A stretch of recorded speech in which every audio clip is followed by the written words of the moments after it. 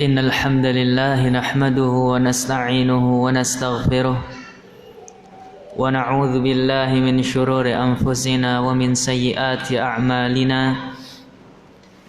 من يهده الله فلا مضل له ومن يضلل فلا هادي له وأشهد أن لا إله إلا الله وحده لا شريك له وأشهد أن محمدا عبده ورسوله صلوات الله وسلامه وبركاته عليه وعلى آله وأزواجه وأبنائه وسائر أصحابه والتابعين ومن تبعهم بإحسان إلى يوم الدين وسلم تسليما كثيرا أما بعد اللهم انفعنا بما علمتنا وعلمنا ما ينفعنا وزدنا علما.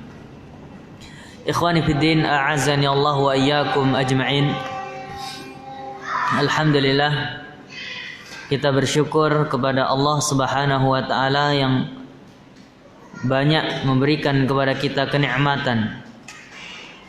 Yang hingga saat ini Allah Subhanahu wa taala memberikan kepada kita kenikmatan berupa hidayah taufik, sehingga Allah Subhanahu wa taala menjadikan kita termasuk hamba-hamba yang masih mau hadir ke majelis ilmu meskipun memang ada beberapa penghalang seperti hujan, cuaca yang dingin dan seterusnya. Tapi alhamdulillah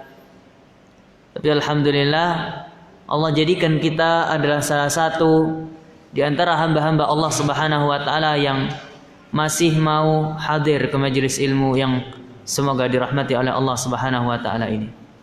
Dan memang kalau mau dibilang kita ini adalah penuntut ilmu yang apa? Yang cemen. Iya, kalau kita mau jujur kita ini penuntut ilmu yang cemen. Kenapa cemen? Kita mengaku menuntut ilmu, Pak. Tapi baru hujan nggak mau hadir. Baru penghalangnya itu hujan tidak mau hadir. Padahal bisa ditempuh dengan kendaraan, banyak cara agar kita tidak kebasahan. Tapi memang Allah Subhanahu wa taala memberikan hidayah kepada orang-orang yang Allah Subhanahu wa taala kehendaki. Kalau kita lihat kehidupan para sahabat terdahulu, ambil satu contoh saja, ketika salah seorang sahabat Nabi bernama Jabir bin Abdullah. Jabir bin Abdullah radhiyallahu taala anhu, beliau pernah mencari satu hadis. Beliau pernah berkunjung kepada satu sahabat Nabi yang lain, namanya Abdullah bin Unais. Abdullah bin Unais ini memiliki satu hadis yang tidak pernah didengar oleh Jabir bin Abdullah. Maka Jabir bin Abdullah penasaran.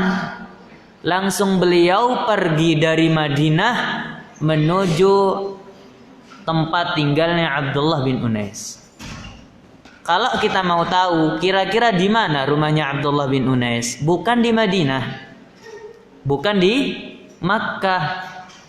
Kalau saja jarak Madinah dan Makkah itu sangat jauh dan zaman dahulu ditempuh paling tidak menggunakan kendaraan berupa kuda, tapi kebanyakan berjalan kaki, maka Jabir ibn Abdullah ternyata menuju rumahnya Abdullah bin Unais itu di mana? Di Syam, yang mana sekarang adalah Palestina, Suriah dan sekitarnya. Bayangkan dari Madinah berjalan ke Palestina hanya untuk mencari satu hadis. Cemen nggak kita, Pak? Ikhwani fiddin, azani Allah wa iyyakum ajmain. Begitulah kita, sangat jauh berbeda dengan mereka. Sehingga kenapa kita menjadi kita, mereka menjadi mereka? Kenapa kita menjadi kita, ulama menjadi ulama? Yang membedakan itu hanya dua, semangat dan kesungguh-sungguhan. Kalau kita ingin jadi Imam Syafi'i, maka tirulah semangatnya Imam Syafi'i. Tirulah bagaimana Al-Imam Syafi'i sungguh-sungguh dalam belajar. Kalau kita ingin menjadi Al-Imam Al-Bukhari, tirulah bagaimana semangat dan sungguh-sungguhnya Imam Al-Bukhari rahimahullah di dalam mempelajari ilmu agama ini. Maka ma'asyiral muslimin rahimani wa rahimakumullah. Oleh karena itu, menuntut ilmu agama ini memang butuh kesungguhan. Butuh tekad yang keras, karena tanpa ada tekad yang keras, maka seorang hamba tidak akan pernah menuntut ilmu. Karena bagaimanapun menuntut ilmu memang berat. Ya. Dan kalaupun seandainya Jabir pada waktu itu, Jabir bin Abdillah itu malas pada waktu itu, gak mungkin beliau pergi dari Madinah menuju Syam hanya untuk mendapatkan satu hadis. Yang mana ma'asyiral muslimina rahimani wa rahimakumullah, hal ini menunjukkan bahwasanya begitulah semangat para salafun salih di dalam mempelajari ilmu agama. Tidak mengherankan jika Rasul mengatakan khairun nas qarni tsumma alladzina yalunahum tsumma alladzina yalunahum. Sebaik-baik manusia adalah yang hidup di masaku, ini para sahabat, kemudian yang setelahnya itu para tabi'in, kemudian yang setelahnya itu para tabi'in. Ma'asyiral muslimin rahimani wa rahimakumullah. Kemudian kita lanjutkan pembahasan kita masih di dalam membahas kitab Thamaratul Ilmil Amal yang dikarang oleh Profesor Dr. Fadilatul Syekh Abdul Razzaq Ibn Abdul Muhsin Al-Abbad Al-Badr hafizahullah ta'ala. Dan kita telah sampai pada poin yang setelahnya, yaitu al-amalu sababun lidukhulil jannah. Amal adalah sebab masuk ke dalam surga. Ikhwani fiddin azani Allah wa iyyakum ajma'in. Beliau menjelaskan di sini bahwasanya beramal dengan ilmu adalah salah satu di antara sebab masuk ke dalam surga. Beliau mengatakan anna dalaila syar'i jaa fiha annal a'malal muqarribata ila Allah subhanahu wa ta'ala dzakhiratun lil 'abdi yaumal qiyamati. Sesungguhnya dalil-dalil syariat, yang disebut dalil-dalil syariat pastinya Al-Qur'an dan hadis Rasul sallallahu alaihi wasallam, menjelaskan di dalamnya bahwasanya amal yang mendekatkan diri kepada Allah Subhanahu wa taala adalah simpanan bagi seorang hamba kelak pada hari kiamat. Artinya amal yang kita lakukan sekarang di dunia adalah celengan kita yang akan kita pecahkan kapan? Kelak hari kiamat. Yang akan kita rasakan manfaatnya kelak pada hari kiamat. Oleh karena itu para ulama mengatakan ad-dunya mazra'atul akhirah, fa kullu ma tazra'uhu fid dunya tahsuduhu fil akhirah. Dunia itu adalah yakni ladangnya akhirat. Maka segala perkara yang engkau tanam di dunia, engkau akan panen kelak di akhirat. Maka sejatinya kita di dunia sekarang ini sedang menanam, sedang nyelengi apa? Nyelengi perkara yang kelak kita akan gunakan di akhirat. Karena pada hari itu tidak lagi ada yang berguna bagi kita semua kecuali amal saleh yang kita lakukan. Oleh karena itu Allah berfirman, yauma la yanfa'u malu wala banun illa man atallaha biqalbin salim. Pada hari itu tidak lagi bermanfaat anak-anak dan harta-harta manusia kecuali mereka yang datang kepada Allah Subhanahu wa taala dengan hati yang selamat. Maka ikhwan fillah azani Allah wa yakum, itulah amal simpanan bagi kita kelak pada hari kiamat. Yafuzu bisababiha biridallahi jalla wa ala wa jannatih, yang mana seorang hamba akan berhasil dengannya, yakni beruntung dengannya dengan apa? Dengan mendapatkan ridha Allah Subhanahu wa taala dan surganya. Artinya dengan seorang hamba beramal soleh, maka dia akan menjadi orang yang beruntung kelak di akhirat dengan mendapatkan ridhanya Allah Subhanahu wa taala dan surganya Allah Subhanahu wa taala. Oleh karena itu ikhwani fillah azani Allah wa yakum, yang lebih kita cari bukan ridhanya manusia, tapi ridhanya Allah Subhanahu wa taala. Untuk apa kita mencari ridha manusia jikalau itu tidak akan pernah kita dapatkan? Oleh karena itu Al-Imam Syafi'i rahimahullahu taala mengatakan ridhan nas ghayatun la tudrak Wa ridallah ghayatun la tutrak, fadrik ma la tutrak, watruk ma la tudrak. Beliau mengatakan ridhanya manusia adalah tujuan yang tidak mungkin tercapai.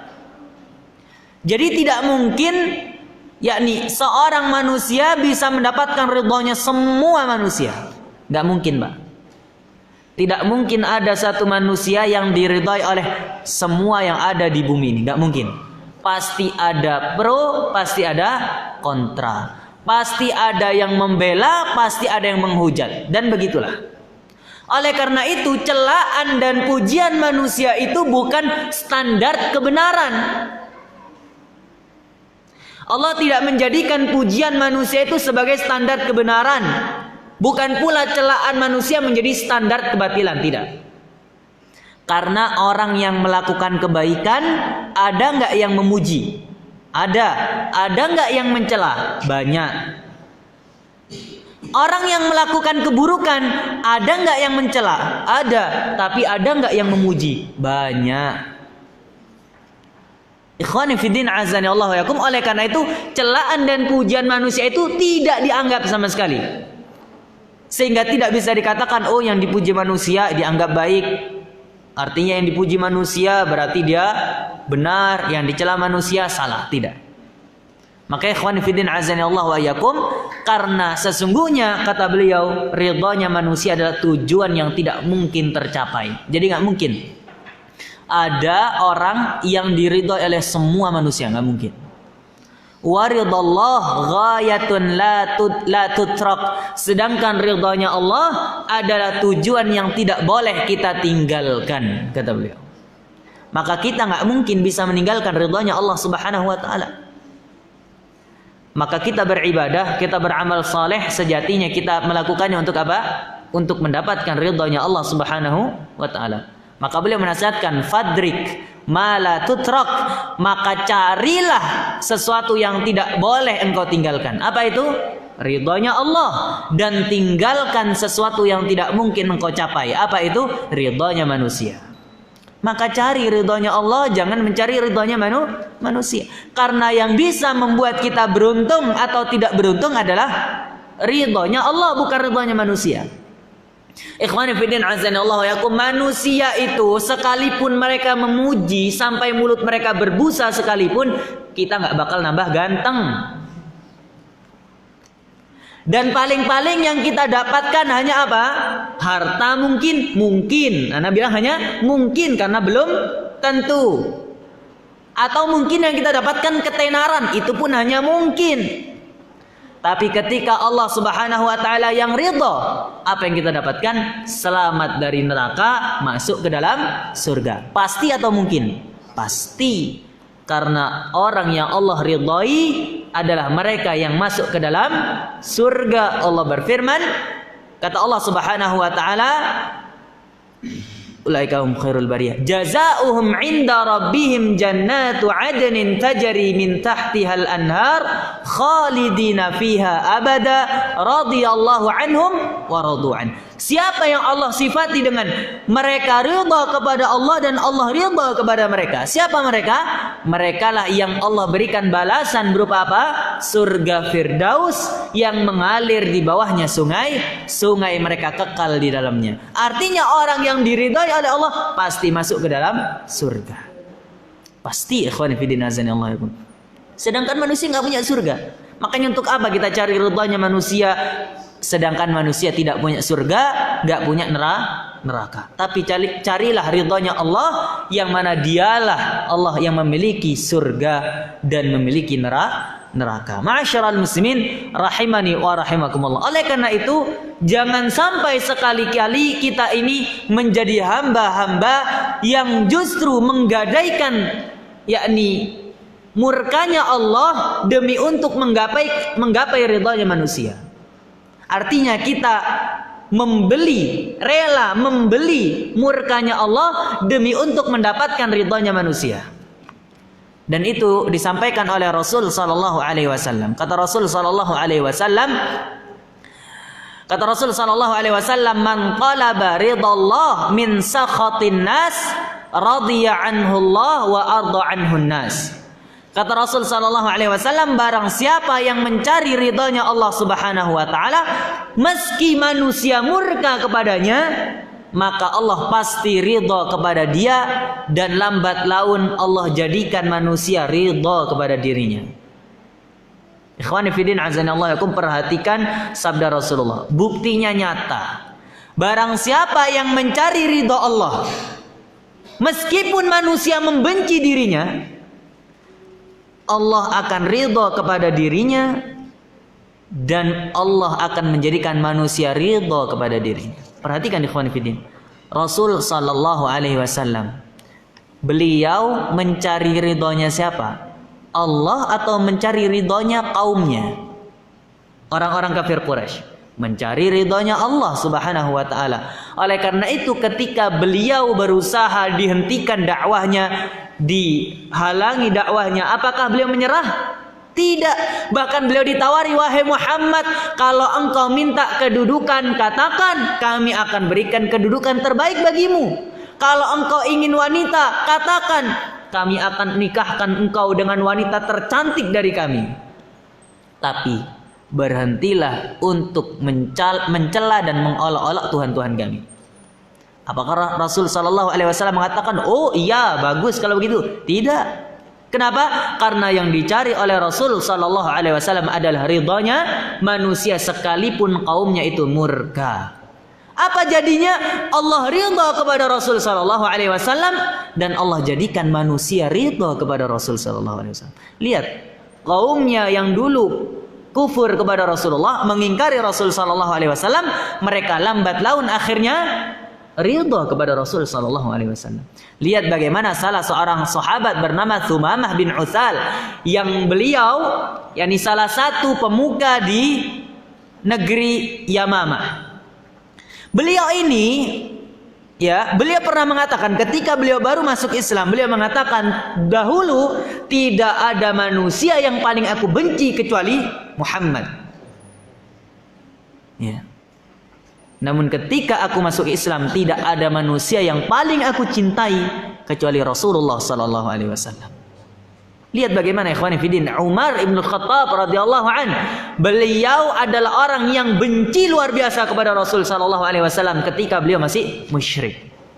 Tapi ketika beliau menjadi seorang muslim, tidak ada manusia yang lebih mencintai Rasulullah setelah Abu Bakar kecuali Umar ibn Khattab radhiyallahu taala an. Maka ma'asyiral muslimin rahimani wa rahimakumullah, maka cari ridhonya Allah, jangan mencari ridhonya manusia. Sebaliknya kata Rasul sallallahu alaihi wasallam, wa man talaba ridhan nas bi sakhatillah sakhita alaihi Allah wa askhata alaihi nas. Tapi barang siapa yang mencari ridhonya manusia dengan cara yang Allah murkai, barang siapa yang mencari ridhonya manusia dengan cara yang Allah murkai, banyak nggak ini? Banyak sekarang. Bagaimana seseorang berusaha untuk mencari ridhonya manusia meskipun Allah murka kepada dirinya, dia nggak peduli. Apa jadinya kalau seperti ini? Maka Allah akan murka kepada dirinya, dan lambat laun Allah jadikan manusia itu murka kepada dirinya. Ikhwani fiddin azanillahu yakum, lihat ketika betapa banyak orang di zaman sekarang yang awalnya dia baik, orang-orang baik, tapi demi mengikuti pergaulan teman-temannya, ingin dapat teman, akhirnya dia berusaha mengikuti temannya seburuk apapun temannya.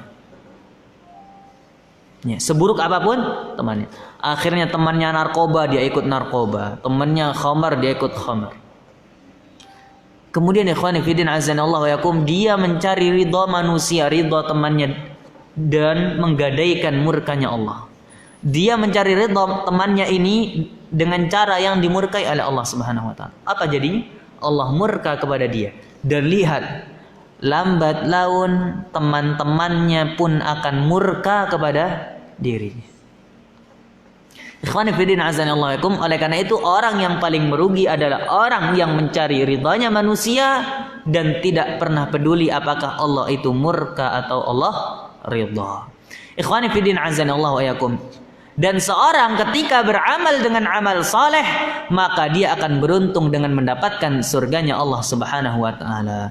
Walihadza fil Qur'an, oleh karena ini di dalam Al-Qur'an, ma yaqrubu minal khamsina ayatan yujma'u fiha fi maqami dzikri thawabi wal ajri bainal imani wal amali. Oleh karena itu di dalam Al-Qur'an ada sekitar 50 ayat yang mengumpulkan di dalamnya kedudukan atau penyebutan kedudukan dan pahala amal dan iman atau iman dan amal. Beliau mengatakan di dalam Al-Quran itu ada 50 ayat yang menjelaskan tentang keutamaan iman dan amal.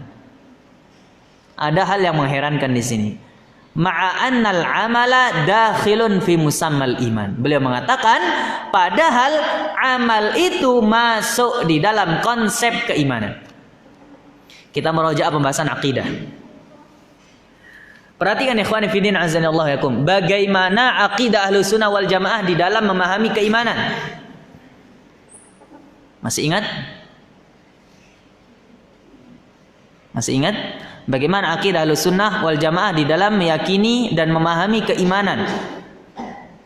Taib, dulu nggak tahu, sekarang lupa. Maka ikhwani fillah azanillahu yakum, itu pentingnya kita apa? Belajar, mencatat, memurojaah, mengulang lagi. Jadi benar-benar kita itu apa? Belajar. Ya kalau perlu misalnya di sini kasih papan contohnya, biar kita itu kajian nggak sekedar apa? Modal kuping. Ya, itulah bedanya antara dakwah sunnah dengan dakwah selain sunnah. Kalau dakwah sunnah, dakwahnya Ahlussunnah wal Jamaah jelas, mereka belajar memang benar-benar apa? Belajar, bukan ngerumpi sana sini. Artinya kita membahas dalil, membahas Al-Quran, membahas hadis Rasul sallallahu alaihi wasallam. Ikhwani fillah azanallahu yakum, akidah Ahlussunnah wal Jamaah di dalam memahami iman itu bagaimana? Yang pertama, iman harus diyakini dalam hati. Yang kedua, iman harus diucapkan dengan lisan. Yang ketiga, iman harus dilakukan dengan anggota badan. Yang keberapa? Yang keempat, iman bertambah dengan ketaatan. Yang kelima, iman berkurang dengan kemaksiatan. Kalau dalam bahasa Arabnya disingkat dengan khamsatu anwanin, 5 nun. Ya, al-i'tiqadu bil janan wal iqraru bil lisan wal amalu bil arkan yazidu bi ta'atir rahman wa yanqusu bi ta'atis syaitan. Iman itu ya diyakini dalam hati, diucapkan dengan lisan, diamalkan dengan anggota badan, bertambah dengan ketaatan, berkurang dengan kemaksiatan. Itu akidah Ahlussunnah wal Jamaah di dalam memahami keimanan. Oleh karena itu kalau kita ditanya amal, apakah orang yang beriman, atau begini, apakah orang yang tidak beramal dikatakan beriman? Kalau kita ditanya, apakah orang yang tidak beramal dikatakan beriman? Jawabannya tidak. Kenapa? Karena iman harus diwujudkan dengan amal. Bisa dipahami? Karena iman yang sekedar diucapkan oleh lisan adalah imannya orang-orang munafik. Ya. Sedangkan kalau iman hanya diyakini dengan hati, maka iblis pun beriman kepada Allah. Tapi iblis tidak mau beramal. Iblis tidak mau mengikrarkan dengan apa? Iblis itu meyakini dalam hati dia bahwasanya Allah Subhanahu wa taala itu Tuhannya, tapi dia tidak mau beramal. Makanya disuruh sujud kepada Nabi Adam, tidak mau, tapi beliau atau Iblis itu mengatakan kepada Allah, qala fa bi'izzatika, ya Allah dengan kemuliaanmu. Iblis juga mengatakan, khalaqtani min nar, ya Allah engkau yang menciptakan aku dari api. Beliau ngakoni.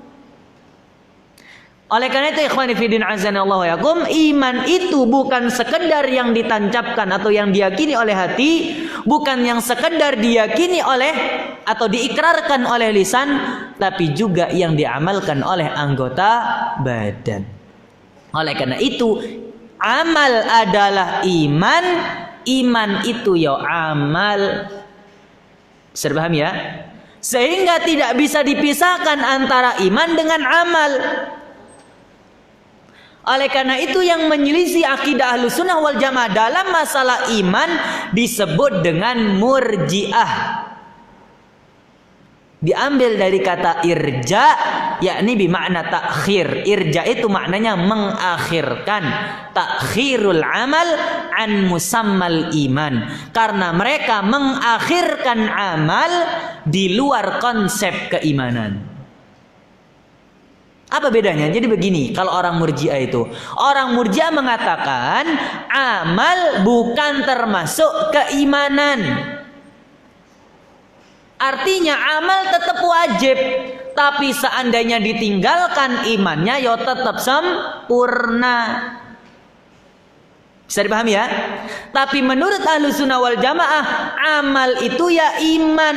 Artinya ketika tidak ada amal, tidak ada pula iman. Sehingga ketika seorang tidak beramal soleh atau dia meninggalkan kemaksiatan, imannya berkurang. Bisa dipahami ya? Bisa dipahami? Ini pentingnya kita belajar akidah, Pak. Makanya kalau kita belajar akidah itu harus sungguh alhamdulillah panjenengan semua belajar Kitabut Tauhid. Ya alhamdulillah itu kitab yang luar biasa dalam masalah apa? Tauhid. Ya. Oleh karena itu ikhwani fiddin azani Allah wa iyyakum ajma'in, kalau kita belajar tauhid itu harus sungguh-sungguh. Karena ilmu yang paling utama adalah ilmu tauhid. Karena kita semua diciptakan tujuannya untuk apa? Mentauhidkan Allah Subhanahu wa ta'ala. Wa ma khalaqtul jinna wal insa illa liya'budun. Tidaklah aku ciptakan jin dan manusia kecuali agar mereka beribadah kepadaku. Apa makna ya'budun? Ayyuwahhidun, yakni agar mereka mentauhidkan Allah Subhanahu wa ta'ala. Maka ikhwani fiddin a'azzani Allah wa iyyakum ajma'in. Perhatikan baik-baik. Jadi iman dan amal adalah satu hal yang sama. Iman adalah amal, amal adalah iman. Jadi kalau disebutkan iman, masuk di dalamnya amal. Kalau disebutkan amal, maka masuk padanya iman. Tapi di dalam Al-Quran Allah Subhanahu wa ta'ala menyebutkan iman lalu menyebutkan amal. Aneh kan jadinya? Nah, apa? Kenapa Allah Subhanahu wa ta'ala memisahkan antara iman dengan amal? Para ulama mengatakan ini yang disebut dengan zikrul khas ba'dal am, menyebutkan kekhususan setelah keumuman. Yufidul khas, maka bermakna kekhususan. Perhatikan baik-baik. Tadi kita katakan kalau disebutkan iman maka masuk di dalamnya amal. Allah menyebutkan iman, berarti ini penyebutan amal tapi secara umum. Kemudian setelah itu Allah menyebutkan amal secara khusus. Apa gunanya? Untuk memberikan faedah kemuliaan dan kekhususan. Artinya amal itu memiliki kedudukan yang luar biasa di dalam agama Islam. Bisa dipahami? Maka beliau mengatakan di sini Allah memisahkan antara iman dan amal untuk apa? ta'liyatan limaqamil amali, untuk menunjukkan tingginya kedudukan apa? Amal, wa bayanan li'azimi sya'nihi, dan betapa agungnya amalan tersebut, wa rafi'i dzikrihi yukhassu ba'da umumin, dan untuk menjelaskan tingginya kedudukan atau penyebutan amal sehingga amal itu dikhususkan setelah disebutkan secara umum. Yani disebutkan secara khusus setelah dia disebutkan secara umum. Bisa dipahami? Oh, agak melongok kayaknya. Jadi begini, ikhwan fillah azanillahu. Kita ambil contoh dulu ayatnya. Contoh, Allah Subhanahu wa taala berfirman, "Walladzina amanu wa 'amilus solihati ulaika ashabul jannah hum fiha khalidun." Dan orang-orang yang beriman dan dia beramal soleh, maka mereka adalah penghuni surga. Mereka kekal selama-lamanya di dalam surga. Tadi kita sebutkan ya, konsepnya bagaimana konsep akidah Ahlussunnah wal Jamaah. Iman adalah amal. Artinya amal masuk dalam konsep keimanan karena iman dibangun di atas 5 perkara. Bukan rukun iman ya. Jadi bedakan rukun iman dengan makna iman. Yang 5 tadi itu maknanya iman. Kalau rukun iman ada 6. Nanti ada fitnah lagi. Oh, wong Wahabi rukun iman ini 5. Bukan gitu. 5 tadi ini adalah makna dari keimanan. Perhatikan ikhwan fillah. Allah menyebutkan orang yang beriman. Kalau disebutkan beriman, berarti dia sholat enggak?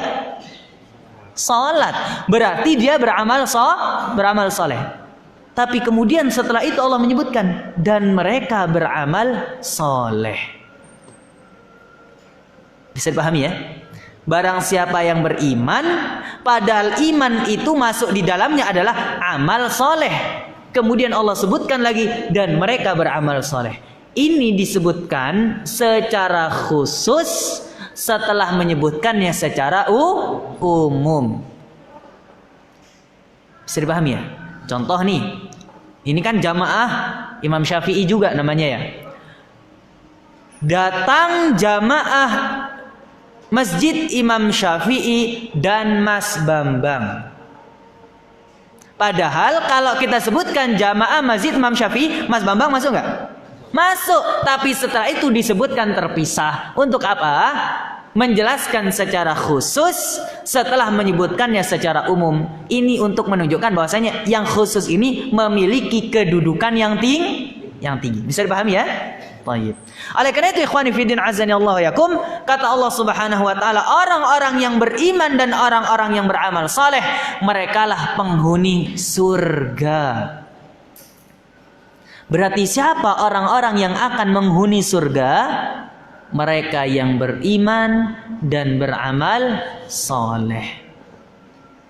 Maka ma'asyiral muslimin rahimani wa rahimakumullah, oleh karena itu masih kita merasa malas untuk beramal, padahal Allah berjanji yang menjadi penduduk surga adalah mereka yang beriman bukan hanya dengan mulut, bukan hanya yang beriman dengan hati, tapi juga beramal saleh.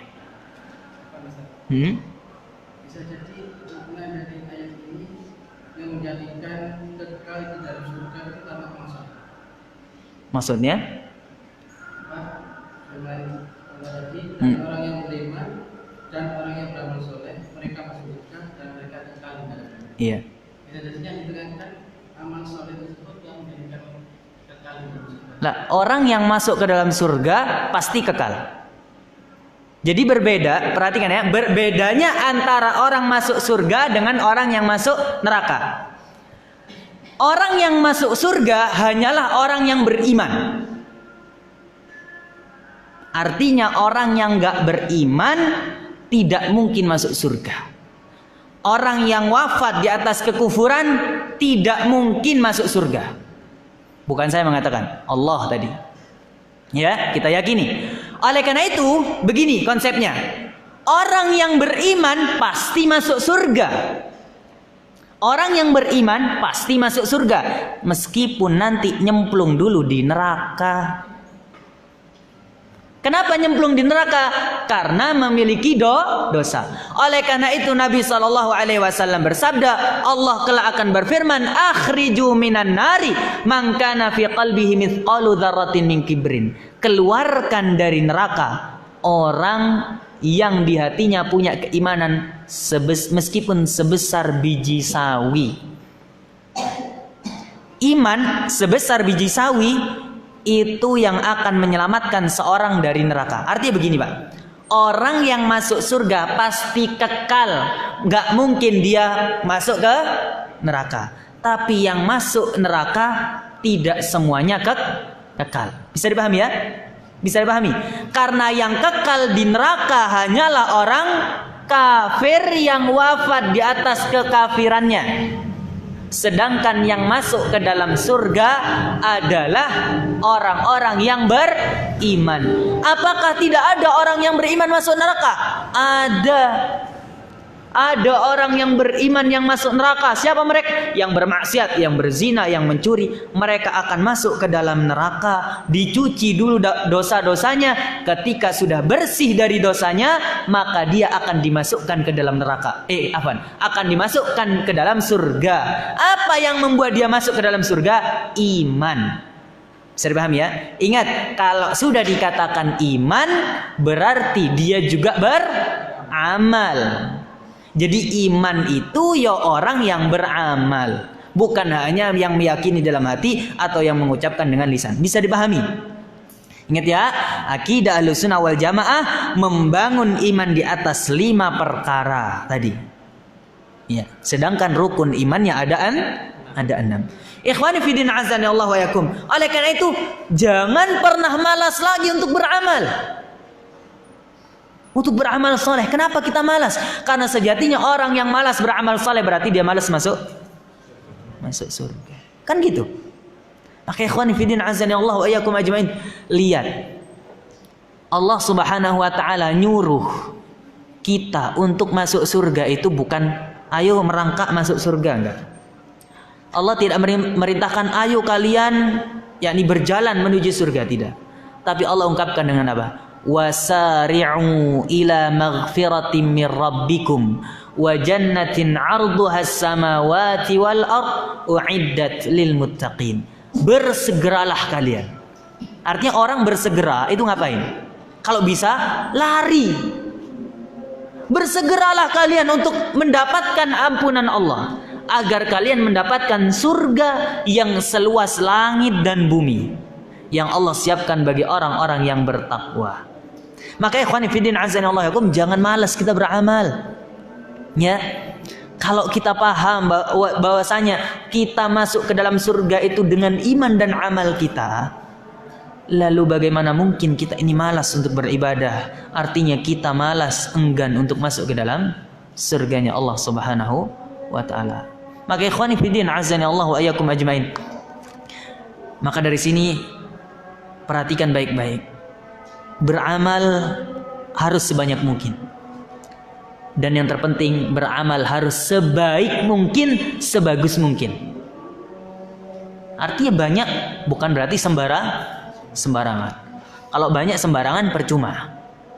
Tapi bagaimana kita benar-benar menjadikan amal saleh kita ini benar-benar ikhlas, sesuai sunnah, dilakukan sebanyak-banyaknya. Gak heran kan kenapa Rasul SAW sholat sampai bengkak-bengkak kakinya. Gak heran kan kenapa Rasul SAW itu bersedekah hewan ternak sebanyak lembah yang ada di antara 2 gunung. Itu berapa ekor Pak kira-kira? Ribuan. Ya. Tidak heran kan para sahabat itu rela mereka berperang. Contohnya di perang Badar. Bayangkan 300 berapa belas orang melawan ribuan orang musyrikin. Lihat bagaimana semangatnya para sahabat di perang Tabuk sampai mereka itu kakinya saking panasnya, ya, karena itu peperangan terjadi di musim panas sampai kaki-kaki mereka itu apa? Berdarah-darah, pecah-pecah sampai mengeluarkan apa? Darah saking panasnya. Untuk apa? Berperang. Gak heran kan anak-anak kecil di masa para sahabat umur 12 tahun menangis merengek-rengek di hadapan Rasulullah minta apa? Ikut berperang. Anak kita Pak umur 12 tahun nangis-nangis minta apa? Kuota. Ya, mau main, mau nonton YouTube. Kenapa mereka demikian? Karena mereka benar-benar tahu bahwasanya amal yang mereka lakukan tidak akan sia-sia di sisi Allah Subhanahu wa taala. Artinya mereka tahu bahwasanya iman itu bukan hanya sekedar pengakuan dalam lisan, bukan hanya sekedar keyakinan dalam hati, tapi juga harus dibuktikan dengan anggota badan. Oleh karena itu orang-orang yang dikenal dengan orang-orang munafik itu diketahui dari hatinya atau anggota badannya atau amalannya. Hatinya ya urusan siapa? Allah. Yang disebutkan kepada kita oleh Rasul sallallahu alaihi wasallam tentang tanda-tanda orang munafik itu adalah apa? Anggota badannya, amalannya. Kenapa? Karena rusaknya hati akan tergambarkan dengan rusaknya apa? Rusaknya amal. Oleh karena itu kata Rasul sallallahu alaihi wasallam, "Athqalus salati 'alal munafiqin salatul isya wa salatul fajri." Salat yang paling berat bagi orang munafik salat isya dan salat subuh. Ini amal. Artinya orang munafik paling malas salat isya dan salat subuh. Kalau kita, Pak, salat isya sama salat subuh gimana? Paling malas? Dan ternyata di masa sekarang lebih parah dibandingkan orang-orang munafik di masa Rasulullah. Malesnya salat 5 waktu, 5-5-nya males. Ikhwani fiddin azani Allah wa iyyakum ajma'in. Maka jangan pernah kita ini ragu untuk beramal saleh. Gak heran Umar bin Khattab bersedekah dengan setengah hartanya. Gak heran Abu Bakar As-Siddiq bersedekah dengan semua hartanya. Kenapa? Karena dia tahu yang bisa membantu dia masuk ke dalam surganya Allah Subhanahu wa taala adalah iman dan amal saleh. Dan ayat-ayat yang berbunyi seperti ini ada berapa kata beliau tadi? Sekitar 50 ayat. Ikhwani fiddin azani Allah wa iyyakum. Ayat yang selanjutnya Allah Subhanahu wa taala berfirman, "Man 'amila salihan min dzakarin aw untha wa huwa mu'minun falanuhyiyannahu hayatan thayyibah wa lanajziyannahum ajrahum bi ahsani ma kanu ya'malun." Barang siapa yang beramal dengan amal saleh, yakni amal kebaikan, baik dia laki-laki ataupun wanita, dan dia adalah orang yang beriman. Lagi-lagi dipisahkan iman dengan amal sebagai bentuk apa? Keagungan amal. Ya. Dan dari sini kita juga mengetahui bahwasanya syarat diterimanya amal soleh seseorang adalah iman. Seandainya ada orang yang beramal soleh tapi dia tidak beriman kepada Allah, maka tidak akan berguna. Oleh karena itu ikhwani fiddin azanillahu yakum, orang-orang munafik mereka beramal saleh atau tidak? Beramal saleh atau tidak? Beramal saleh. Orang-orang munafik itu salat tapi malas kata Allah salatnya. Orang-orang munafik itu berzikir tapi berzikirnya sedikit. Ya. Orang-orang munafik itu berjihad tapi lagi perang mereka kabur. Tapi kan mereka beramal. Tapi Allah balas dengan apa orang-orang munafik itu? Innal munafiqina fid darkil asfali minan nar. Orang munafik itu tempat kembalinya di kerak terdalam dari neraka jahanam. Bukan di nerakanya, tapi kerak terdalamnya. Ma'asyiral muslimin, kenapa kok bisa orang beramal ditaruh di neraka paling dalam? Kenapa? Karena dia tidak beriman. Orang munafik itu tidak beriman kepada Allah. Oleh karena itu Allah berfirman, wa minan nasi may yaqulu amanna billahi wa bil yaumil akhir wa ma hum bimu'minin. Di antara manusia ada yang mengatakan kami beriman kepada Allah, beriman kepada hari akhir, tapi mereka sebenarnya bukan orang-orang yang beriman, orang munafik. Oleh karena itu Allah Subhanahu wa taala menyebutkan orang yang beriman atau orang yang beramal saleh, laki-laki ataupun wanita, syaratnya dia harus beriman kepada Allah. Maka apa balasannya? Falanuhyiyannahu hayatan thayyibah. Allah akan jadikan hidupnya di dunia hidup yang baik. Ini yang kita cari, Pak. Kebahagiaan yang sesungguhnya yang kita cari itu ini ternyata. Ya. Ternyata kehidupan yang baik adalah balasan bagi siapa? Yang beriman dan beramal soleh. Di dunia Allah akan berikan kehidupan yang baik. Yang kita cari hidup itu bukan hidup yang enak, bukan hidup yang kaya raya, tapi hidup yang baik, yang penuh dengan keberkahan. Ikhwani fiddin, itu di dunia balasannya. Di akhirat bagaimana? Wala najziyannahum ajrahum bi ahsani ma kanu ya'malun, dan kami kata Allah benar-benar akan membalas pahala mereka dengan berkali-kali lipat sesuai atau dengan apa yang mereka amalkan. Jadi mereka beramal tapi Allah balas amalan tersebut dengan pahala yang berkali-kali lipat. Makanya dalam pahala itu tidak berlaku hitungan matematika. Bayangkan kalau kita matematika, ikhwan fillah, nggak ada orang yang mau sedekah kalau gitu. Nggak mungkin Abu Bakar bersedekah dengan semua hartanya kalau pahala itu berkaitan dengan matematika. Bayangkan kalau Abu Bakar bersedekah dengan semua hartanya, berarti hartanya nol, habis, kosong, betul kan? Tapi apa pernah ada cerita Abu Bakar As-Siddiq jatuh miskin, hidup menjadi gelandangan karena bersedekah seluruh hartanya? Ada? Tidak ada satu riwayat pun yang seperti itu. Bahkan disebutkan Abu Bakar As-Siddiq termasuk di antara para sahabat yang memiliki apa? Kekayaan. Demikian pula Abdurrahman bin Auf, sedekahnya bukan 1.000-2.000 kayak kita. Ya. Itulah kita ya khonifidin. Kadang nggak modal. Mau masuk surga tapi nggak modal kadang kita. Ikhwani fiddin azani Allah wa iyyakum ajmain. Perhatikan, andai kata kalau hitungan matematika beliau nggak bakal bersedekah sebanyak itu. Karena hitungan matematika 100 disedekahkan 50.000, berarti 100 kurangi 50.000 sama dengan 50.000. Itu hitungan matematika. Tapi Allah berjanji di dalam surah Al-Baqarah bagaimana?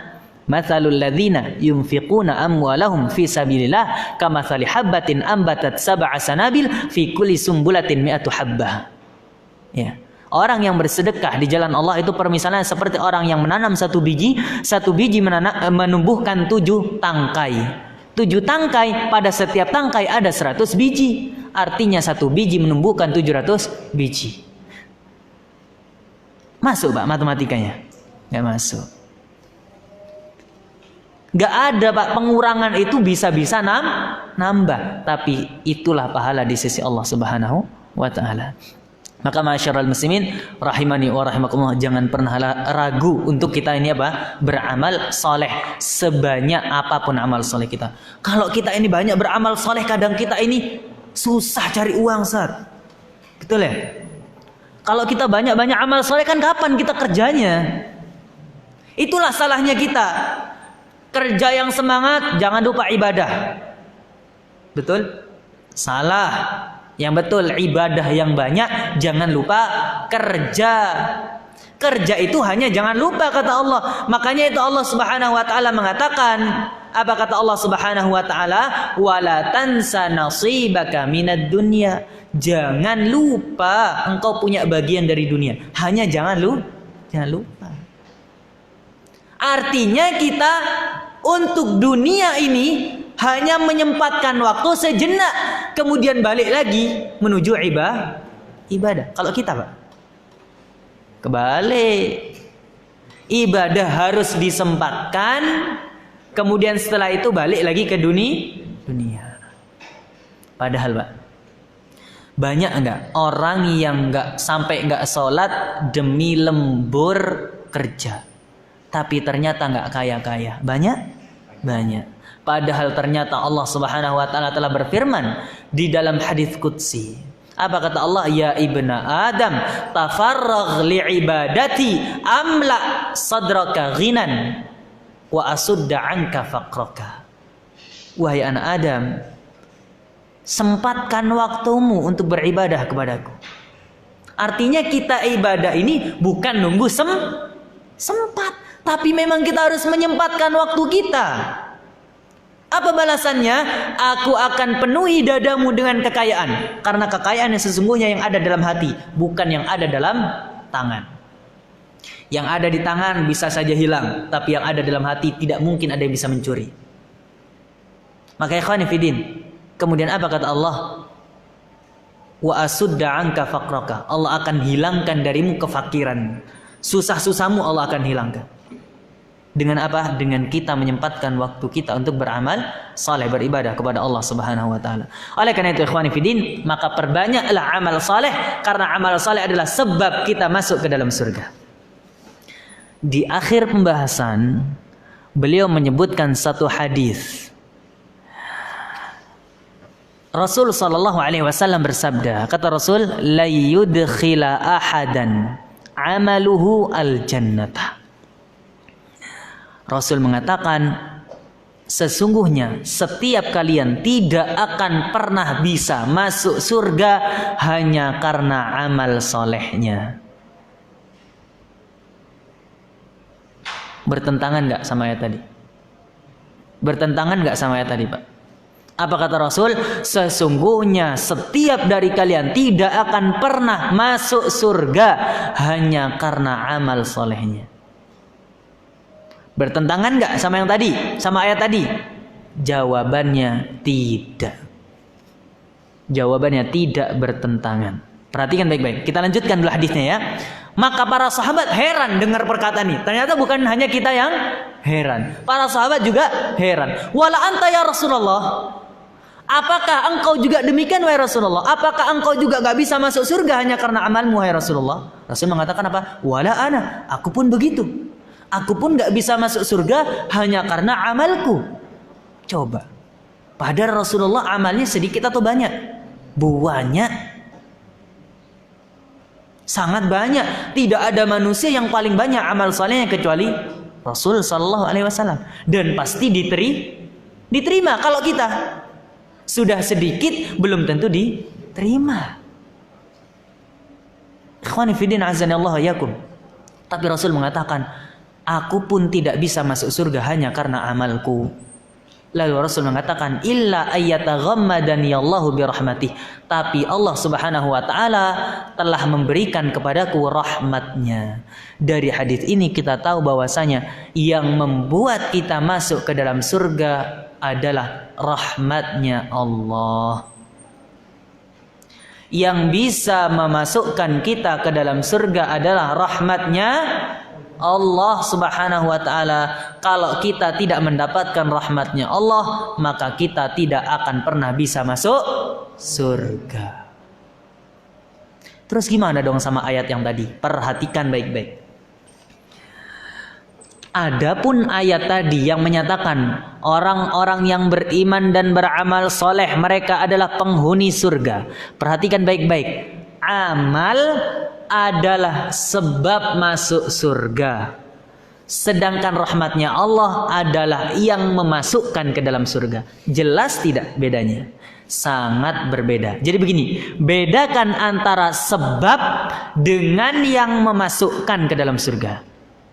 Kalau sebab itu amal, tapi yang memasukkan ke dalam surga adalah rahmatnya Allah. Jadi begini ikhwan fillah. Amal kita kenapa tidak bisa memasukkan kita ke dalam surga? Artinya nggak bisa ditukar. Ya Allah, ini saya punya amal, Allah kasih, ya udah ini surga. Nggak bisa, Pak. Nggak bisa amal kita ini ditukarkan dengan surga. Nggak bakal bisa. Oleh karena itu para ulama mengatakan, famah ma'amilta fal jannatu a'zam. Sebanyak apapun engkau beramal, surga lebih besar, lebih agung dibandingkan amalmu. Bayangkan. Harus beramal berapa juta tahun kita untuk bisa menukarkan amal kita dengan surga. Belum tentu lagi diterima oleh Allah Subhanahu wa taala. Artinya amal kita ini nggak bisa ditukar, nggak bisa dibarter dengan apa? Surga. Yang bisa memasukkan atau yang bisa dibarter dengan surga hanyalah rahmatnya Allah. tapi amal itu sebab masuk surga, yang mana kita hamba harus melakukan sebab untuk mendapatkan sesuatu. Jadi begini, contoh. Seorang sakit, yang menyembuhkan sakit kita siapa? Allah Subhanahu wa taala. Tapi apakah langsung ujuk-ujuk kita sakit diem saja, nggak berobat? Enggak. Kenapa? Nunggu rahmatnya Allah, semoga Allah menyembuhkan. Begitu? Tidak, harus ada usaha, harus ada sebab yang kita lakukan. Apa sebabnya? Berobat, minum obat, pergi ke dokter. Betul tidak? Itu sebabnya. Begitulah kita hendak masuk surga. Kita yang masukkan kita ke dalam surga adalah Allah dengan rahmatnya Allah. Sedangkan sebab untuk bisa mendapatkannya adalah beramal soleh. Karena tanpa amal soleh yang gak mungkin kita dapat rahmatnya Allah. Bisa dipahami atau tidak? Bisa dipahami ya? Jadi ikhwan fillah azanallahu yakum, begitulah seorang hamba. Tidak mungkin, yakni seorang hamba itu tidak diperintahkan hanya duduk menunggu saja, tidak. Tapi seorang hamba disuruh untuk mencari sebab. Contoh lain, kita yang memberi rizki kita, makan kita, minum kita, itu siapa? Allah Subhanahu wa taala. Tapi apakah kita hanya duduk diam di masjid lalu mengatakan ya Allah berikan hamba rizki, lalu ada hujan uang atau koper jatuh dari langit? Enggak. Tapi kita diperintahkan oleh Rasul sallallahu alaihi wasallam, demikian pula diperintahkan oleh Allah dalam Al-Qur'an untuk apa? Bekerja. Ya. Harus ada usaha yang dilakukan untuk mendapatkan apa yang Allah berikan. Demikian pula ketika kita hendak masuk surga, lakukan sebabnya. Apa itu sebabnya? Amal soleh.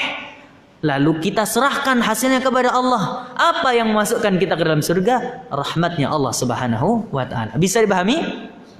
Semoga yang kita pelajari ini bisa bermanfaat bagi kita dan bisa diamalkan, dan semoga Allah Subhanahu wa taala memasukkan kita semua ke dalam surganya, amin ya rabbal alamin. Subhanakallahumma bihamdika asyhadu an la ilaha illa anta astaghfiruka wa atubu ilaik. Wassalamualaikum warahmatullahi wabarakatuh.